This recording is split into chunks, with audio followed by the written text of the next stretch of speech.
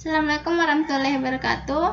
Perkenalkan, nama saya Andi Nurdania dari kelas PTKC, mata kuliah pengantar ilmu komputer, dosen pengampu, Dr. Mustadil Mada, SPDMT, program studi pendidikan teknik informatika dan komputer, angkatan 2020 Universitas Negeri Makassar.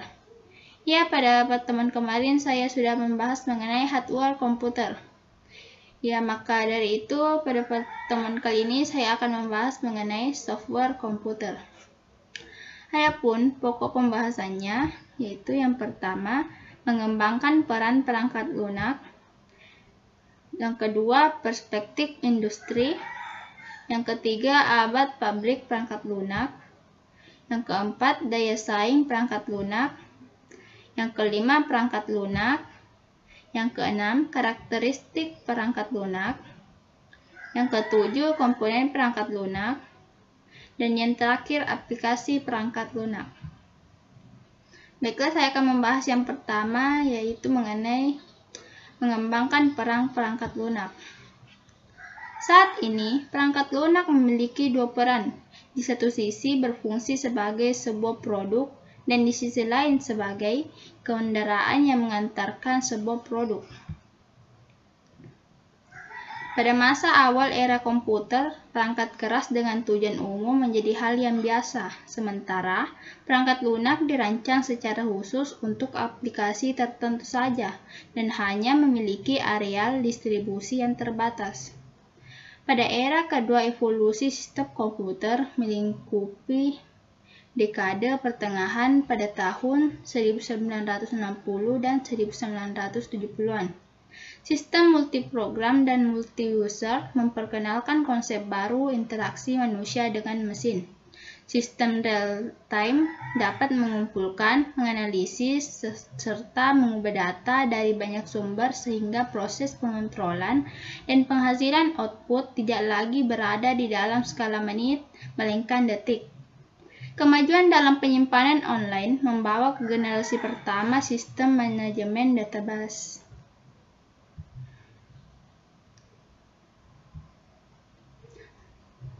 Pada era ketiga, evolusi sistem komputer dimulai pada pertengahan tahun 1970-an dan berlangsung lebih dari satu dekade penuh.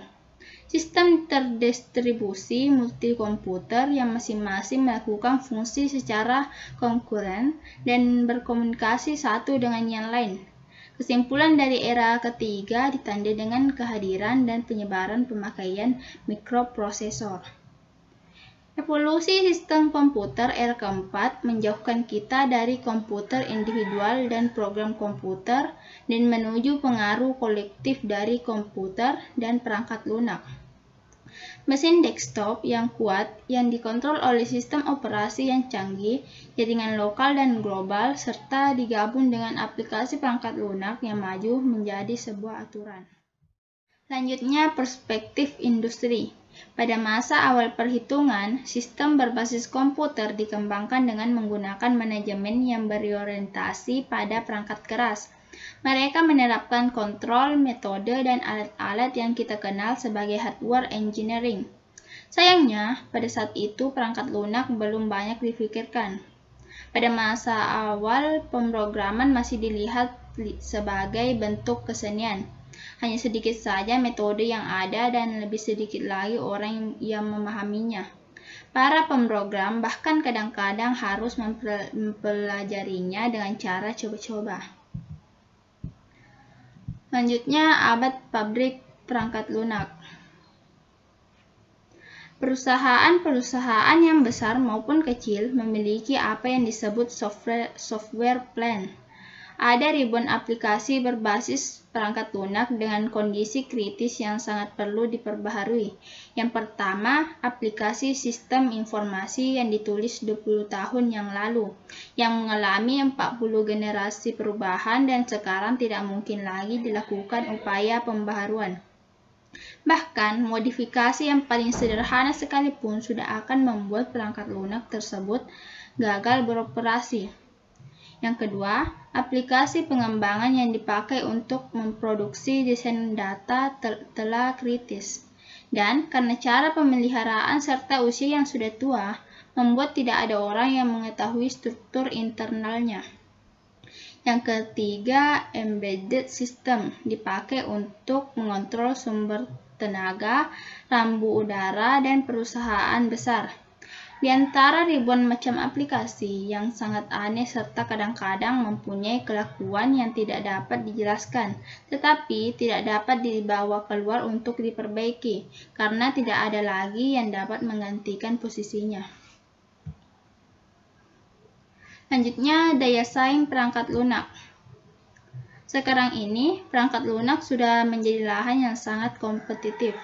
Perangkat lunak yang dulu dibangun secara internal di dalam komputer sekarang sudah dapat diproduksi secara terpisah. Selanjutnya, perangkat lunak. Gambaran tentang perangkat lunak di dalam sebuah buku teks mungkin mengambil bentuk berikut. Perangkat lunak adalah yang pertama perintah atau program komputer yang bila dieksekusi memberikan fungsi dan unjuk kerja seperti yang diinginkan. Yang kedua, struktur data yang memungkinkan program memanipulasi informasi secara proporsional. Yang ketiga, dokumen yang menggambarkan operasi dan kegunaan program. Selanjutnya, karakteristik perangkat lunak. Yang pertama, perangkat lunak dibangun dan dikembangkan tidak dibuat dalam bentuk yang klasik atau fabrikasi.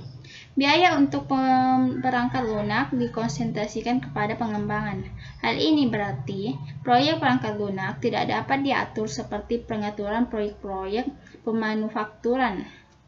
Yang kedua, perangkat lunak tidak pernah usang. Perangkat lunak tidak rentan terhadap pengaruh lingkungan yang merusak yang menyebabkan perangkat keras menjadi usang. Selama hidupnya, perangkat lunak mengalami perubahan atau pemeliharaan. Yang ketiga, sebagian besar perangkat lunak dibuat secara custom build, serta tidak dapat dirakit dari komponen yang sudah ada. Selanjutnya, komponen perangkat lunak. Reusability merupakan suatu ciri penting dari komponen perangkat lunak kualitas tinggi.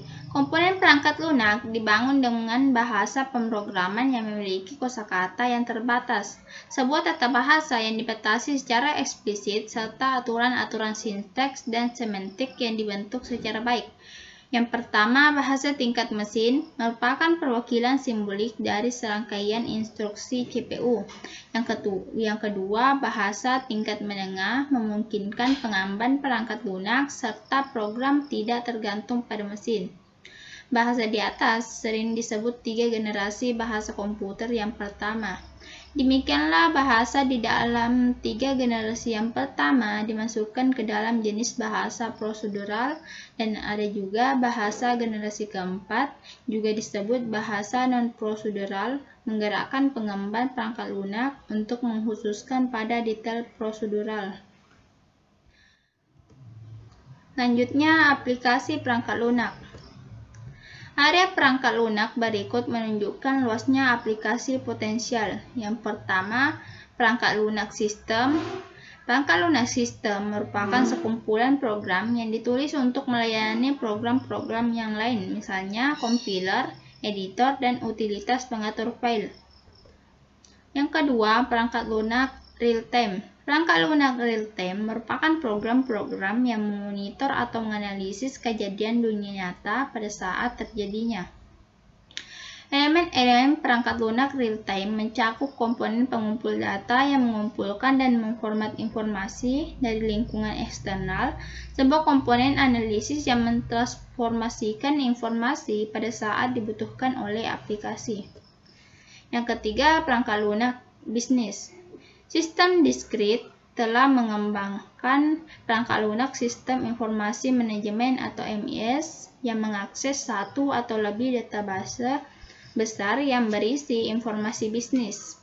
Aplikasi perangkat lunak bisnis juga meliputi penghitungan klien atau server serta penghitungan interaktif, misalnya pemrosesan transaksi point of sale. Selanjutnya, perangkat lunak teknik dan ilmu pengetahuan. Perangkat lunak teknik dan ilmu pengetahuan ditandai algoritma number crunching. Perangkat lunak ini memiliki jangkauan aplikasi mulai dari astronomi sampai vulkanologi, dari analisis otomotif sampai dinamika orbit pesawat ruang angkasa, dan dari biologi molekuler sampai pabrik yang sudah diotomatisasi. Yang kelima adalah embedded software. Embedded software ada dalam read-only memory dan dipakai untuk mengontrol hasil serta sistem untuk keperluan konsumen dan pasar industri. Embedded software dapat melakukan fungsi yang terbatas serta fungsi esoterik, misalnya keypad control untuk microwave, atau memberikan kemampuan kontrol dan fungsi yang penting, misalnya kontrol bahan bakar, penampilan dashboard, sistem rem, dan lain-lain. Selanjutnya, yang keenam, perangkat lunak komputer personal. Pengolah kata, spreadsheet, grafik komputer, multimedia, hiburan, manajemen database, aplikasi keuangan, bisnis dan personal, jaringan eksternal atau akses database hanya merupakan beberapa saja dari ratusan aplikasi yang ada. Yang ketujuh, perangkat lunak kecerdasan buatan. Perangkat lunak kecerdasan buatan menggunakan algoritma non-numeris untuk memecahkan masalah kompleks yang tidak sesuai untuk perhitungan atau analisis secara langsung. Perangkat lunak kecerdasan buatan adalah pengenalan pola, image, dan voice, pembuktian teorema, dan permainan game. Yang kedelapan, perangkat lunak sistem operasi. Sistem operasi komputer adalah perangkat lunak komputer atau software yang bertugas untuk melakukan kontrol dan manajemen perangkat keras dan juga operasi-operasi dasar sistem, termasuk menjalankan software aplikasi seperti program-program pengolah data yang bisa digunakan untuk mempermudah kegiatan manusia. Pertama, sistem operasi adalah kumpulan program yang bertindak sebagai perantara atau penjalin atau penghubung antara pemakai perangkat lunak dengan perangkat keras komputer sehingga sistem komputer mudah dipakai. Perangkat lunak komputer dapat digunakan secara efisien.